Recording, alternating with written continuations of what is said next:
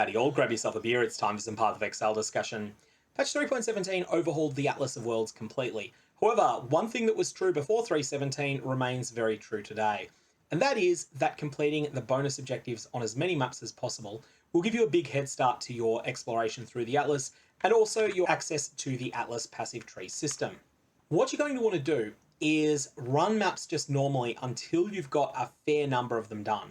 But you'll hit a point where you start only seeming to get duplicate maps, and very seldom are you getting maps that you haven't done in the past. Now, there's a couple of ways you can progress here. The first option is to use Horizon and Harbinger Orbs, which you've undoubtedly looted a few of. That's something that hasn't changed since past incarnations of the Atlas and is really useful, and you can definitely do that as well. But what has changed is the Kirak mission system. So those of you that played Path of Exile in the past will remember an NPC called Zana, who many of us speculated is being set up to betray us and become one of the big bads later in the game. However, Zana has completely gone missing and has been replaced by Commander Kirac, who plays much of the role Zana did, but not in exactly the same way. When you go to your map device, you will have a Kirak mission interface. There's a couple of things that this does. Firstly, it provides you with a selection of white tier maps you can run. Now you'll notice I have 0 white tier missions, so this is empty for me. Yellow tier maps and red tier maps that you can run. If you have completed some very high tier maps, these will all be tiers 5, 10 and 16, even if they are maps that would not normally appear at those tiers with any voidstone count. If you are a little bit lower in progress than that, you'll find that they will be reasonably appropriate to the highest tier map that you have completed in that league. Additionally, you'll find that there'll be a wide selection of them, and they'll have some mission down the bottom. So if you have a look at Destiny Apex Overgrown Shrine map here, below the activate key, there is Complete the Abyss. That's your goal in this mission. You have this Silo, which is also an Abyss. You have this Legion Monolith. You have this Expedition, Harbinger Slaying, Expedition again, Rogue Exiles, Corrupted Vileside Area, and Rituals.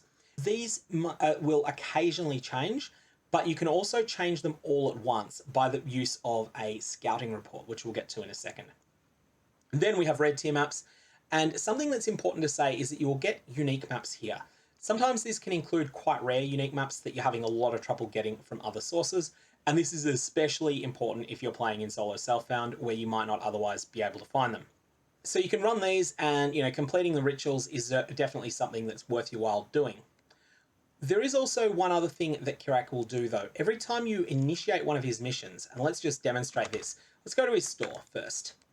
Go and have a look here, you'll see what he's selling. He's selling this Crimson Temple with Shaper Influence and a whole bunch of other normal, regular maps. Buying these is a really useful way to fill in holes in your Atlas as well.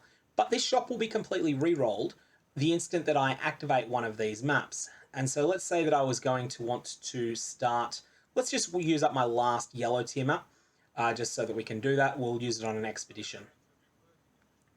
So this is going to initiate the mission.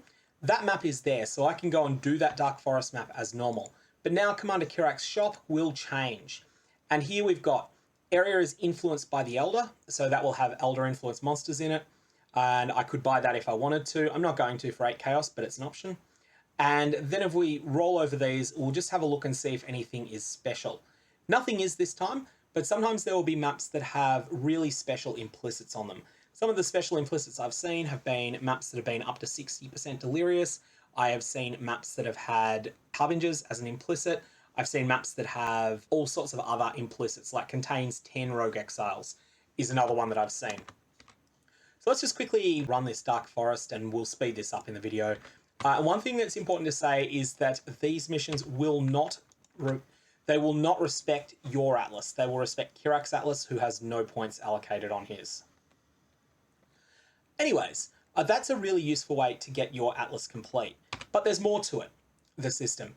So let's have a look now as we have a look at the Kirac missions that are available this time. And they may have changed. We've got a Labyrinth Trial, we've got Rituals, we've got Divination cards in Ghetto Map, we have Rituals, and we have Tane, and we have a Legion Monolith. What we have here are various scouting reports. These are consumables that will re-roll all of the Kirac missions that are available. So for an example, let's use a singular scouting report. This will include at least one unique map in the outcomes. Now I've already done this map, so I'm not that fussed about what we got here. But you can see now that that has re-rolled everything. And we've got this open the delirium mirror, which is a pretty good mod. I'm going to run this. That will then change the various things that are available to me in Kirac's options. So we'll go and we'll have a look at what he's selling. Here he's selling a Forge of the Phoenix, 6 Chaos, that's a steal. We're taking that straight away. We have an 8 mod map, 8 mod port with no mods I can't beat. We'll take that as well. 8 mod maps are just good. And then we're looking for anything with an implicit on it. I think it seems like we've only got the one that's available to us, and that is the Phoenix map, which is fine. I'm always happy to see a Phoenix map. Now, we're just going to have a look at what's available on the Kirak missions again and see if there's anything here that has changed. I think this is actually the same list. No, it's changed a little bit. Actually, it may have changed completely. We've got another one that uses a delirium mirror. So this is, again, really worth doing. And I can keep going until I run out of maps that are worth doing. If there were maps that I hadn't completed on my atlas, then I'd be prioritizing those above all else. But there's not, because I've done all of the basic maps. I could then keep running these and keep going through. Now, if you want to spec into scouting reports, I haven't done this because I don't think that these options are worth it, but it is worth just mentioning them. There is the node Solidarity. This will grant a 10% chance for scouting reports to drop as operative scouting reports instead. These will all have special implicits, like the +10 rogue exiles in the map. Planar Tactician will cause all scouting reports in the areas to drop as comprehensive scouting reports instead. These will give you the potential of getting special maps there. This is one of the best ways, if you're a solo self-found player, to secure yourself a Doriani's Machinarium map. Doriani's Machinarium only drops from Ahutotli the Blind, and it's one of those maps on the Atlas that is quite a mongrel to get your hands on. That's where it is on the Atlas. I certainly haven't completed it as yet. It's very rare, mostly because Ahutotli is just not that common, and you need to go a fair way down in the Delve Mines to get one. So for that reason, Planar Tactician can be quite useful just to try to get it through a comprehensive scouting report. Next, you have Expert Reconnaissance, which grants you additional scouting reports. You have Expect the Unexpected, which changes some of the scouting reports that drop to you into very special ones, including the Delirious ones, which will give Delirium layers to every map that you've got as an option. And you also have the option of Commissioned Officer, which will give you a lot of extra Kirac missions. So there's a few things you can use there if you want to spec into this system. But mostly, I haven't found the need to. I found that I was able to complete my Atlas entirely without doing any of that. That's all I got on that. Hopefully the tip has been useful and will help you go from being at the sort of 60 stage on your Atlas to the 110-ish stage.